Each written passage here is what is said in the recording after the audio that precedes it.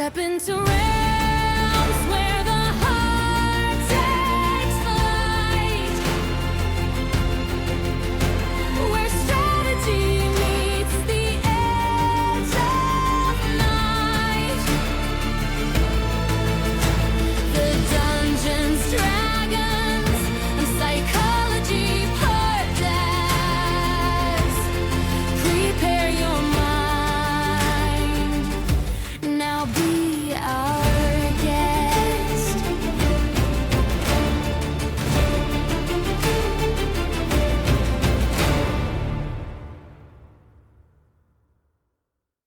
Hello, everyone, and welcome to the Dungeons, Dragons, and Psychology Podcast. I'm your host, Robert Walker. Today, we're going to be talking about player archetypes and the psychological motivations of the different types of players. So, there's a lot of lists out there that describe the types of players that you might encounter, and if you've ever read any Dungeons and Dragons magazines or Pathfinder blogs, anything like that, you're going to hear discussion of different player archetypes. And there's so many different lists out there. Probably the oldest attempt at categorizing player archetypes came from the late Glenn Blacow in an article he called Aspects of Adventure Gaming. And that was back in 1980 in the Different Worlds magazine. And he was trying to identify different aspects of games and mapping those aspects of games to types of players that enjoyed those aspects. So back in his original formulation, there were 4 different aspects that correlated to players: power gaming, role-playing, wargaming, and storytelling. And over the years, these ideas have evolved into very different lists and much more detailed concepts of what player archetypes are. I've even seen some lists out there that have somewhere in the neighborhood of 25 different player archetypes, which to me seems a little bit ridiculous, and it's more of a rehashing of just slight tweaks to what I consider the main player archetypes. In 1996, Dr. Richard Bartle, who is a British professor and a game researcher, published a study that birthed a widely and very frequently used classing system, which helps game developers build and fix their game structures around player types that they're hoping to attract with a game. Now, this is mostly done for video games, but a lot of the concepts can still be applied to role-playing games. The Bartle system itself, the findings help us understand the motivation of different player types. And in his systems, players are motivated by either acting or reacting and are focusing on the game world or other players. So they use X and Y axes, and where you fall on those two axes determines the type of player that you are. You can actually go online and take the Bartle test and find out, according to Dr. Bartle's assessments, what type of player you are. And that's kind of just a fun way to interact with his system and see where you lie in that realm. What I typically use to understand is 5 archetypes that I have developed for myself to understand my player motivations. And the 5 archetypes that I like to use are the power gamer, the role player, the specialist, the casual gamer, and the rules lawyer.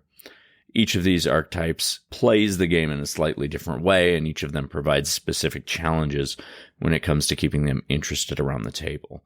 So I want to talk about my method and my archetypes and go over each of them in a little bit more in detail so that hopefully you can take these concepts and understand the players around your table a little bit better. So first, let's talk about power gamers. Power gamers are one of those that most DMs understand. They want to build their characters to the maximum level of power while minimizing the cost in order to achieve that power. So they're the quintessential superhero complex kind of player. They're often knowledgeable about rules of the system because they need to understand how to exploit the system for the benefit of their character build. Min-maxing is somewhat of a sport for power gamers, and it seems like sometimes they're trying to win at character creation, even though that's not the point of a role-playing game. One of the difficulties with power gamers is that they quickly become upset with the game if the balance of the game makes them feel like their character is not powerful enough in comparison to the rest of the world. Too many challenges that neutralize their ideal build might find them losing interest in your story. After all, to them, what fun is a superhero story without a superhero? So to combat their needs around the table, power gamers need opportunities to shine. You want to let them show off their complex character build and all of the work that they put into figuring out how to make their character so powerful in whatever way that they did. It's very important to encourage their creativity by giving them opportunities to outshine some of your monsters and villains and complement their dedication to studying the system and investing their time in creating unique and well thought out characters. These sort of actions will help a power gamer feel like they are playing the way they want to play in your game. So the next archetype is the role player. It's another fairly easy to understand archetype. They're there for the story. They want their characters' interaction with your world to be meaningful and have weight. They don't care as much about the numbers, the dice, or the game mechanics. They just want to feel like a main character in your story. A role player might get annoyed when games are heavily saturated in combat, and they're not given the opportunity to have meaningful story interactions during downtime. So you can keep your role players happy by introducing plot threads that make their decisions have an impact on the overall stories. Give them interesting NPCs to interact with, and allow them the opportunity to establish relationships with the characters in your world.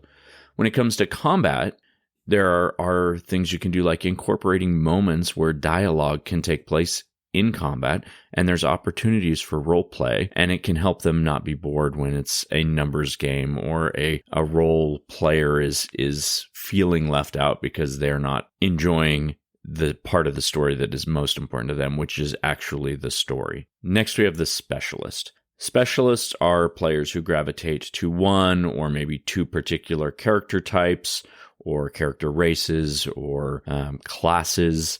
Regardless of the game you're playing in, they might, for example, always play a rogue or a paladin of a certain god, or they might only ever play a specific race. So you can recognize specialists pretty easily because they've honed their play style and character build game after game, and you keep seeing them if you have had them in previous games. They don't seem usually particularly interested in playing other types of characters, and role play and combat may or may not be important to a specialist depending on the type of specialization that they've fallen into. Like if, for example, their specialization is that they always play a bard who is very into the role-playing aspects of spending time in taverns and antagonizing, provoking bar fights, then they might fall into that role-play category more so than the combat category, but they can just as easily be one or the other. It doesn't really matter. What identifies them is that they are playing a particular type of character over and over again. So keeping them happy at your table is pretty straightforward. You just need to incorporate scenes into your game that will showcase the cool abilities of the specialization that they like to play. So if you have a paladin specialist, for example, give them some really interesting and unique undead to face off against. If your specialist always finds a way to be a flying character, incorporate some aerial battles and hard to reach story elements where their build can take center stage and the thing that they have specialized in is given its moment to shine.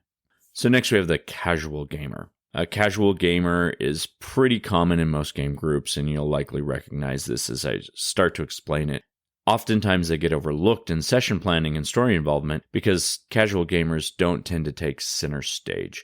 Usually a casual gamer is there because it's just what their friends are doing and they want to spend time with them, and oftentimes they may not feel comfortable engaging in roleplay, and sometimes they aren't even that interested in roleplay. They might not be interested in the rules of the system either. A casual gamer often just wants to engage with their friends and be part of the group. So that's really important to remember. It's easy to assume sometimes when you're looking at a table and you see a casual gamer might be playing on their phone, you might think something's wrong, but try and remember that this is what they want out of the session. They want to be able to be there, spend time with their friends, and engage in a pretty surface level. Only engage in the game in a casual manner. So what you really want to avoid when you have a casual gamer is forcing them to interact with the game in ways that are going to make them uncomfortable. You don't want to center your plot around the casual gamer's character and expect them to take the lead. Let them fall into the background. Let them provide support This is always an incredibly valuable role anyways. So if that's where they feel comfortable, let them remain where they feel comfortable. Don't push them into uncomfortable situations where they feel like the spotlight is on them when it's not what they want. And finally, the rules lawyer. So the rules lawyer is an individual that studies the rule books cover to cover and does not hesitate to call out any discrepancies in the rules as written, even to the dungeon master. Rules lawyers can be super helpful when the DM utilizes their knowledge to make rulings or arbitrate tricky rule conundrums, but they can also be a little bit annoying when they try to utilize their knowledge of the rules to turn the game to their favor, or to rewrite the story that the DM is trying to tell because that story isn't following the rules as written. I have found in my own gaming that rules lawyers can be particularly forgetful that Rule 0, which, as you may or may not know, is a rule that states the DM has the right to override any written rule. They tend to forget that this rule trumps all the other rules, and they want to go with the rules for mechanics as they're written in the game and forget that Rule 0 exists when they're trying to make their arguments. Dealing with a rules lawyer, especially the annoying sort of rules lawyer, can be a little bit trickier than some of the others. And it's because they will expect you to deal with them based on the way the rules are written, rather than through the use of the DM's ability to fiat rules. In my own experience, the best way for handling a rules lawyer is with a two-pronged approach. First of all, ask for their interpretations about rules in situations where making a ruling is important. Let them see that their knowledge of the rules can be valued, but also another great way that I found to deal with this situation is to incorporate encounters that aren't covered in the rule books so they don't have a great foothold for rules lawyering. If you're creating unique monsters, special abilities, items that they can't find in any source books, it's really hard to leverage the rules as written when rules aren't written, if you understand what I'm saying there. If you give them opportunities to showcase their knowledge of the rules, as well as creating important elements of your story that aren't in the rule books, you'll be able to keep them subdued, so to speak. What is very important to remember, though, is that despite the type of archetype that your characters might fall into, they might fit in more than one mold, or they might switch what type of archetype they are from game to game. It is possible that people are more than just what they appear to be at surface at first, and always remember that. But also remember that everybody comes to a game because they want to have fun. So when I'm suggesting ideas that might be able to handle some of the difficult things that certain types of players present, I'm not trying to tell you to make the game no fun for them.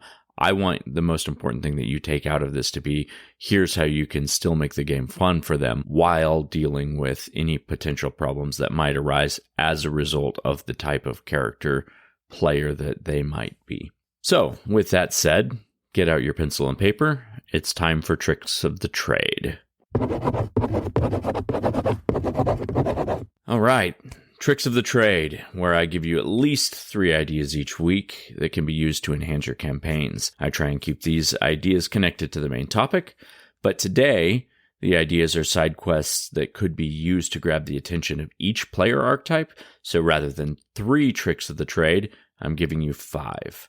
So, starting off, for the power gamer, play directly to the strength of your power gamer with an option to showcase their most powerful abilities. For example, if you have a power gamer who's playing a wizard who has maxed out their save DCs, a great side quest for them would be to have them challenged to a wizard's duel.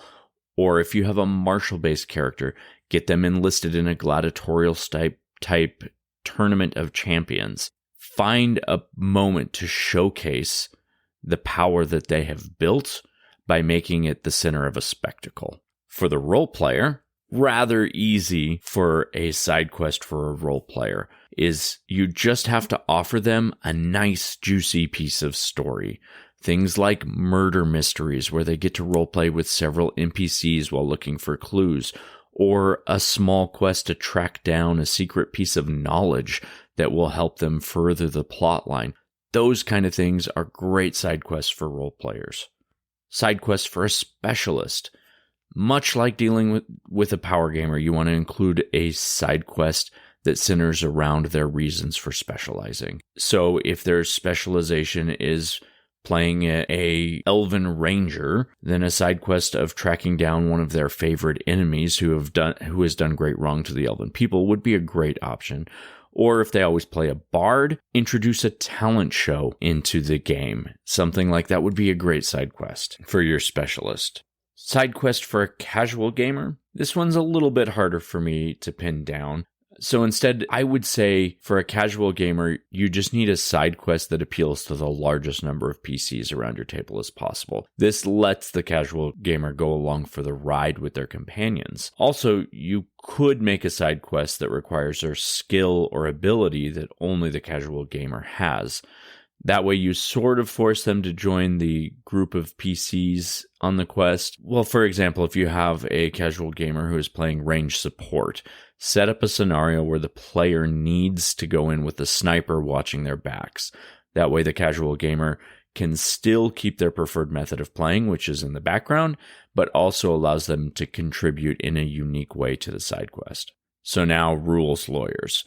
For a rules lawyer, you want to provide a side quest that utilizes a specialized rule set, such as a jousting match or mounted combat, or navigating a ship through a storm. If your rules lawyer is playing an arcane character, for example, you could set up a quest that makes them utilize an understanding of the layering effects of spells or spell interactions, like a quest of bringing down a prismatic wall, for example, would be a great side quest for a rules lawyer. So that brings us to the end of our episode. As always, please subscribe to my podcast and check out my book, Session Zero, The DMG to Writing Great Campaigns in Any System. You can find that on Amazon. Next week, we will be discussing one of my favorite topics, which is dungeon riddles and puzzles. So please join us for that. Thank you so much for listening to the Dungeons, Dragons, and Psychology podcast. See you next session.